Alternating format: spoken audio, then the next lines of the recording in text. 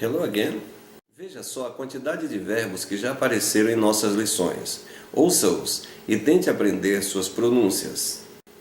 Like, like, like. Drink, drink, drink. Taste, taste, taste. Have, have, have.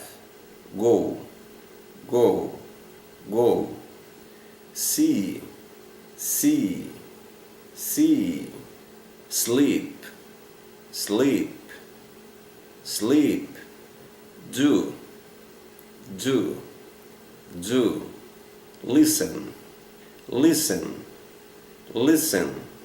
Speak, speak, speak. Read, read, read. Write, write, write. Na maioria das vezes, eles apareceram no present tense. Vamos ouvi-los novamente, como apareceram nas lições. I drink milk. I drink milk. I drink coffee. I drink coffee. Let me taste it. Delicious. I like bread. I like cheese bread. I like bread with butter. I like banana.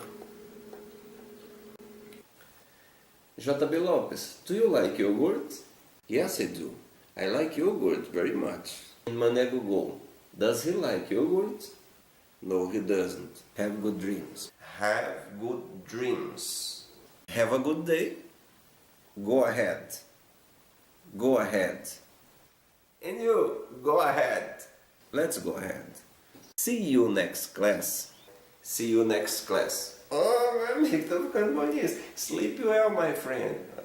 See you next class. How are you doing? Como está indo?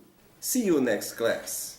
Uma das funções do present tense é expressar processos habituais, regulares, ou que possuem validade permanente.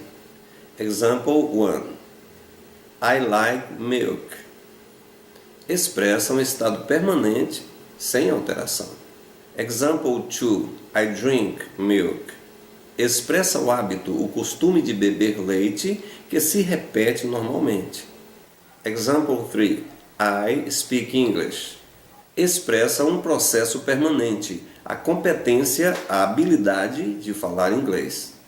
Tomemos por base o verbo to like na affirmative form do present tense. I like coffee. You like coffee. He likes coffee. She likes coffee. It likes banana. Para formar a terceira pessoa do present tense na affirmative form, acrescenta-se s à base do verbo. Segundo caso, I go to school. You go to school. He goes to school. She goes to school. Esta é a primeira exceção à regra que nós vamos ver.